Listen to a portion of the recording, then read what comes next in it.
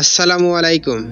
হাতে যদি সময় থাকে তাহলে আজকের ভিডিওটি পুরোটা দেখার অনুরোধ করব, কারণ রমজান মাসে যে ভুলগুলো আমরা সকলেই করি সেগুলো আমাদের জানা খুব দরকার।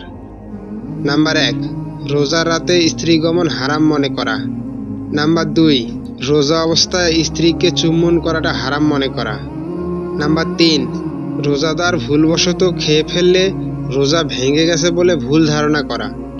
নাম্বার 4, পরীক্ষা কিংবা কর্মব্যস্ততার দোহাই দিয়ে রোজা ত্যাগ করা। নাম্বার 5, রোগীর কষ্ট হওয়া সত্ত্বেও রোজায় অটল থাকা। নাম্বার 6, রোজা রাখা অথচ খারাপ কাজ বর্জন না করা। নাম্বার 7, স্বাস্থ্য কমানোর লক্ষ্যে রোজা রাখা। নাম্বার 7, খাদ্য পানি গ্রহণে অতিমাত্রায় বাড়াবাড়ি করা। নাম্বার 8, রাতে জাগা ও নিদ্রায় দিন অতিবাহিত করা। নাম্বার 9, রোজা রাখা কিন্তু নামাজ আদায় না করা। নাম্বার 10, সাহরি না খেয়ে রোজা রাখা যায় না তা মনে করা। নাম্বার 11, ছোট্ট ছেলেমেয়েদের রোজা রাখতে না দেয়া, মায়া করে তাদের রোজা থেকে বিরত রাখা। নাম্বার 12, মুখে নাওয়াই তুয়ান আসমা গাদাম, এই দোয়াটাকে জরুরি মনে করাটা ভুল।